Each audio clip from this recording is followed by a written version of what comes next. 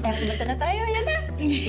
Okay! Happy birthday to you!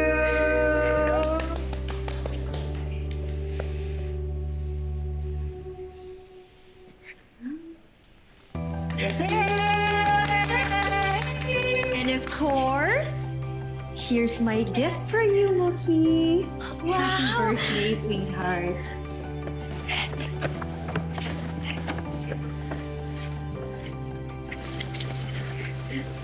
Oops, you have to be careful. Remember, pang-display yan.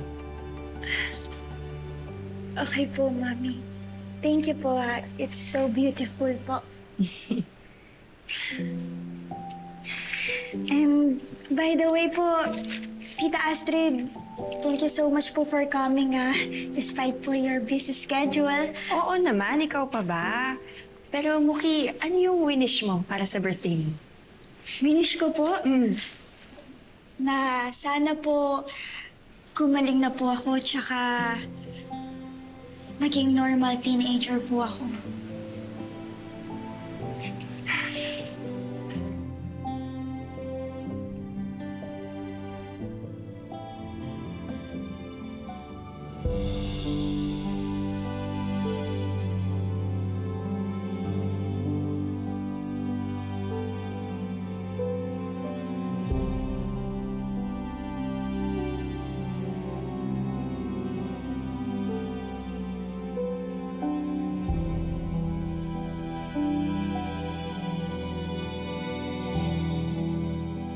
Oh, nagtutupi ka na naman. Naglilibang lang ako. So, kasing isipin na yung anak natin na isa ng bituin. At pinapanood niya tayo mula sa langit. Ay, Mami! Pwede po akong kumain na ng ice cream? Ito ba yung sugar-free na avocado ice cream? Opo. Are you sure? Opo. Okay. You can have one, pero huwag mong ubusin ha. It might spoil your appetite. Go ahead. Thank you.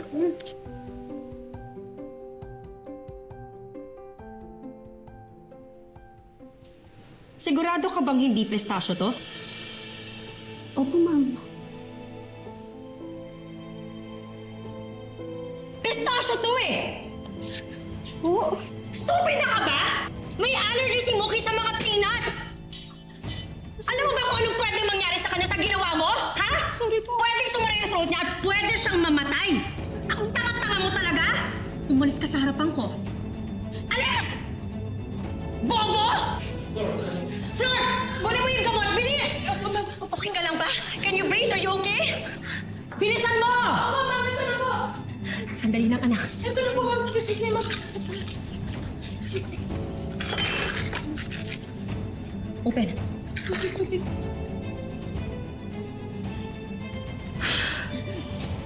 That was close. Are you okay?